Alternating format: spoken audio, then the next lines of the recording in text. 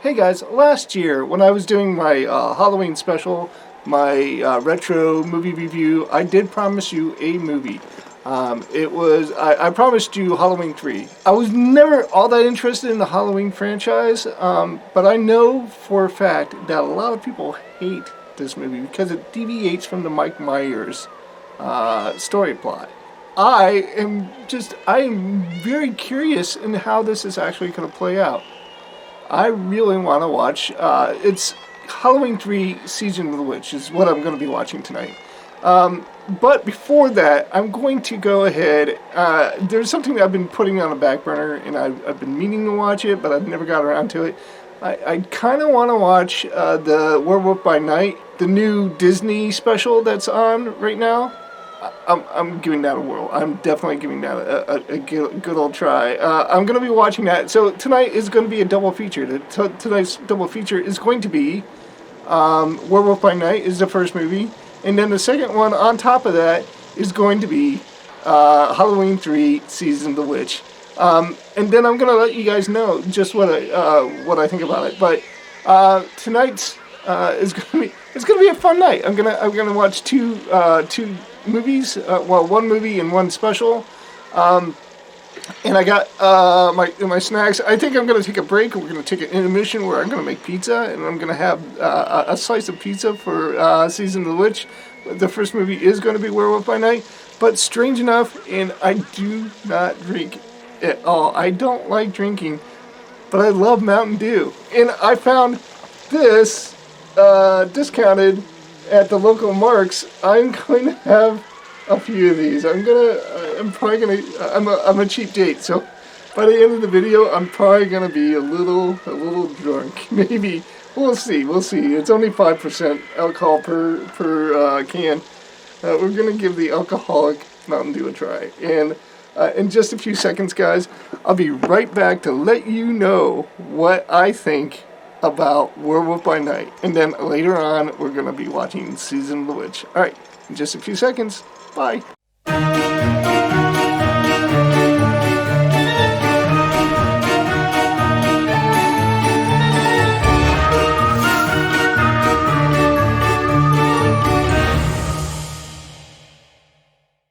Hey guys, I just got done watching the first of our double features. This one being the Werewolf by Night. We open up on a kind of like a gothic mansion, and we quickly meet our main characters. It seems like we have like a party of 5, and they call themselves hunters. They've been hunting monsters for untold time. Each one of them has been invited because of the kill count that they have. One of those hunters is a guy named Jack Russell. Jack Russell is known in the comics because he is the Werewolf by Night. Now, we're not told that in the very beginning. We're halfway through, we're kind of given that reveal.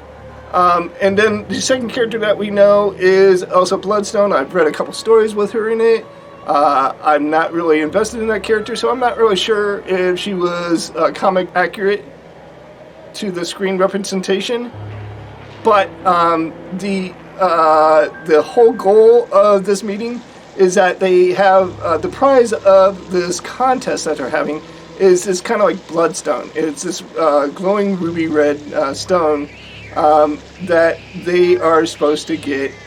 Now the rub of it is that it's attached to an unknown creature, like a horror creature, and we don't get to find out what that creature is until like maybe a quarter of the way through, and then we find out it's the Man-Thing, and it was super cool. It was super cool to see him on the screen. I really did enjoy seeing him on the screen. The other characters, not so much. This story was really kind of basic. It was basically just like I said, the contest to win the stone. Guys, was it good? Here's something. Here's a thought that was in my head. I've been hearing a lot about this special.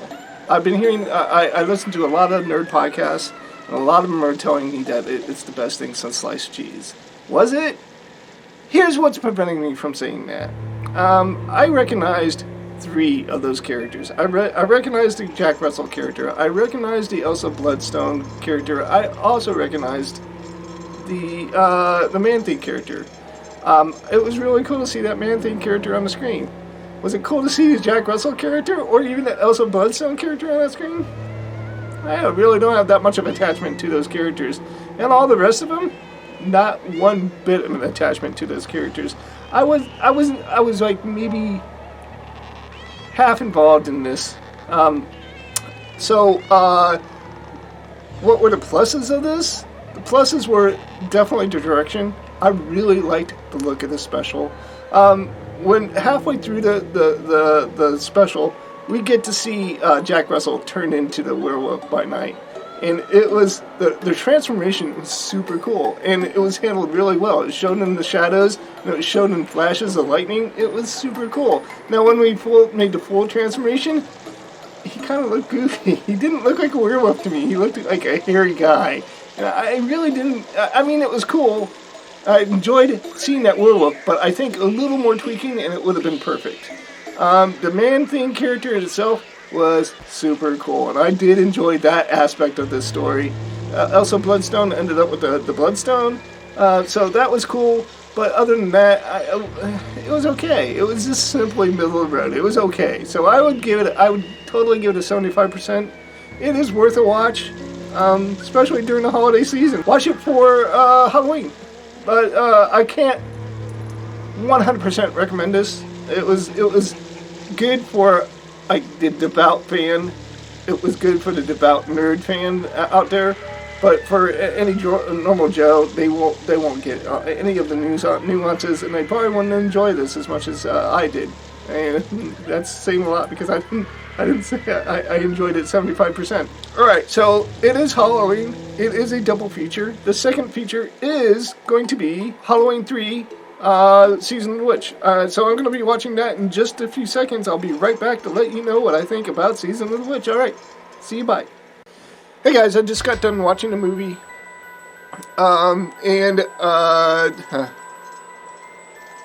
Well, I'm conflicted. I'm not really sure how to feel about this. I'm a kid of the 80s.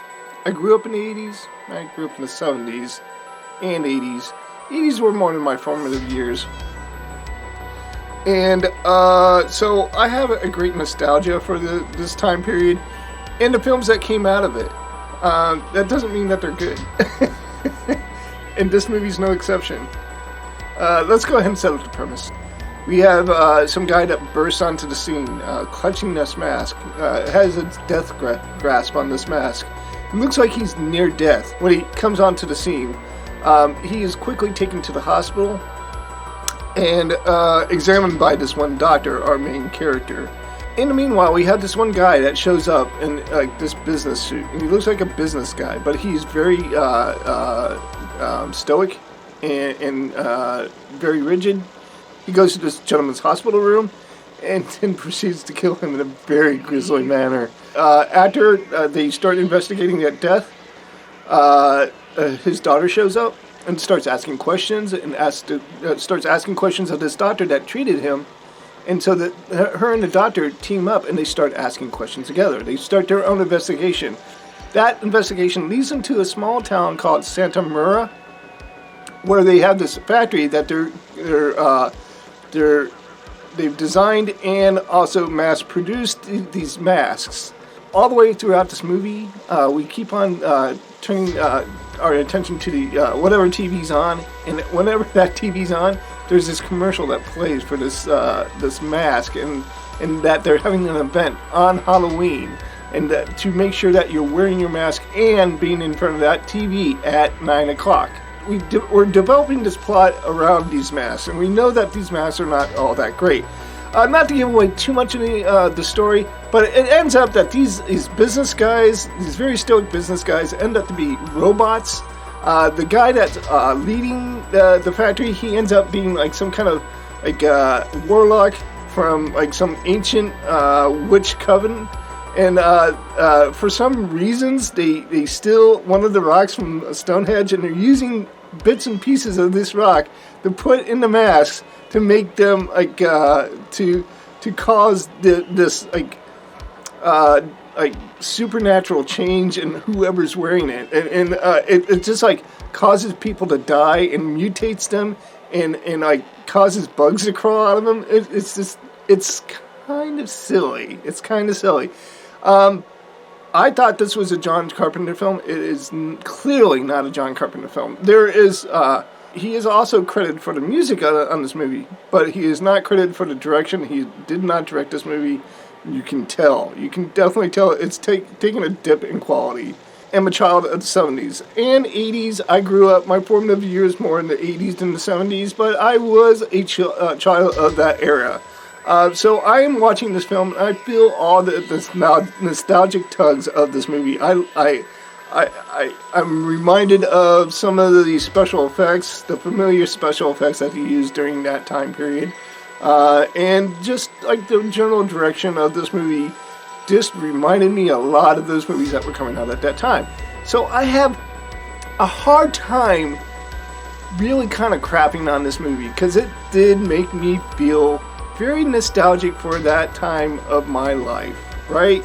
But at the same time, if you look at this with a fresh eye, without those ties to that era, you would walk away from this movie saying it was kind of stupid. It's kind of bad. It's not a great movie. It was poorly directed, and it just seemed like a hodgepodge of different genres put into this movie, like science fiction and horror, playing not so nicely together and not gelling all that well. Like, The Thing is a great example of a science fiction horror movie. It had a lot of horror elements to it and a lot of like gross factor to it, but it was still in its nature, at its core, a science fiction film. This movie was trying to be a supernatural film with sci-fi elements to it, and it just seemed goofy and it seemed silly. Did I hate this movie? For all the things that I just listed and what it was wrong, I still cannot find it in my heart to hate this movie. I kind of liked it. I kind of found things that I liked about it. But most of it is because I'm an old man and I grew through that. I remember watching these type of movies when I was a young guy, right? So I'm going to give this movie a pass. My score is going to be another 75%. And I know it's exactly the same score I gave the Werewolf by Night. I know that I'm giving both movies the same score, but I can't help it. I'm only judging it by the enjoyment factor that I got out of it. And I can't say that I enjoyed Werewolf by Night any more than I did Halloween 3. So that's it, guys. That is my double feature for tonight. I did watch Werewolf by Night, which was a good execution with great direction, but unfortunately it didn't give us the characters that we were familiar with. I was kind of disconnected from this, so I had to give it a 75%. Whereas the Halloween 3 Season of the Witch was all over the place, and the direction was kind of shoddy. The music was cool. And the acting, I liked seeing Tommy Atkins. I think his name is Tommy Atkins, right over there. The main character, the guy that played the doctor. I liked him as that doctor. Yeah, it wasn't good. So I would not recommend anybody except for us old guys watching that movie. If you're an old guy and you lived through the 80s and you want to watch a movie that you get that old 80s feeling from, by all means. I mean, it's on Peacock. That's where I watched it. So by all means, watch it. But if you're a youngster and you're looking to see a good old movie, I would recommend like The Thing or something, or The Exorcist, or something to that effect, that they actually took the subject seriously and also had a great director at the helm. All right, 75 for both movies, guys. It was a pleasure talking to you guys for this Halloween season. I would like to make a prediction on what I'm going to watch next Halloween. I can't. I'm not inspired to watch any movies right now. So that's it. I'm going to get good moving on. The next time you see me will probably be Wakanda Forever. All right, guys. As always, I do wish everybody peace. I'm on tonight. I'll talk to you guys later, and goodbye.